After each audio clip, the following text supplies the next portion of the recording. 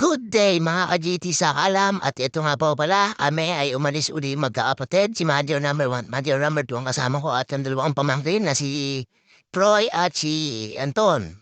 Dumaan lang po kami dyan sa ATC para ho kumain at syempre, feeling social ang GT sa kalam mga ka-GT. At ayun po, dumaan po kami dyan sa ATC at nauna po yung mga kapatid ko't pamangkin ko dahil ako'y nagparada pa ng sasakyan at nais ko sa sasakyan. At yung nga po, dire-diretso lang po kami diyan.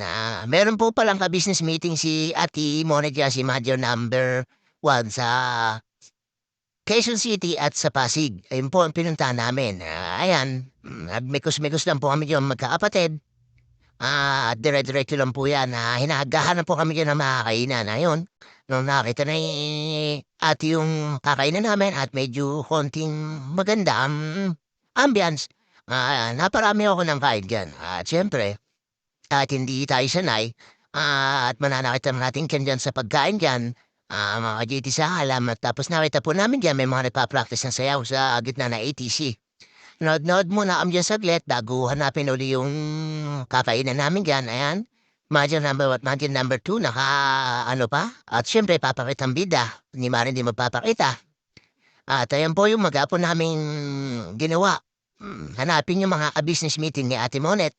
Unang-una dun sa may Tomas Morato, sa may Timog, taga dun yung unang ka-business meeting, tapos taga-Pasig naman yung isa sa may ano, papuntang Estancia Mall. Pero napakalayo pa naman po ng Estancia Mall, yun lang po yung sinabi sa'min at ayan, nakalampas po kami at ayan po yung sinasabi ko sa inyong kakainan namin.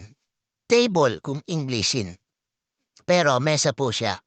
At ayan, nagkakayaan po akong pumasok, tapos yun, sabi ko diyan na para medyo makatikim naman ang lalamunan ko ng masarap-sarap. At ayun, yung manok po ay medyo hilaw at namili na po ng upuan ng dalawang major.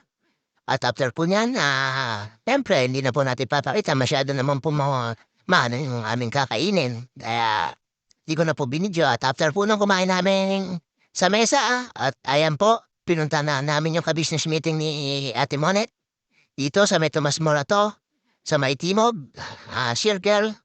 Taga diyan po yung minute ni Ate Monet at ayun, natapos yung meeting nila at pumunta po kami sa Pasig after po niyan. At ayan, mga ka-GT sa alam, nakita niyo po yung Timog at Tomas Morato Circle. Yan po kami nagpunta kahapon. Napakahaba po ng traffic, at totoo lang po. Pinulikat na po ako kada drive. Mamaya na lang po ulit kami gagala magkakapatid.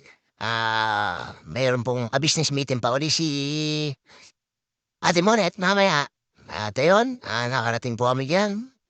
Ikot lang po diyan tapos, yun na makikita na po yung ka-meeting diyan, inaantay na po kami.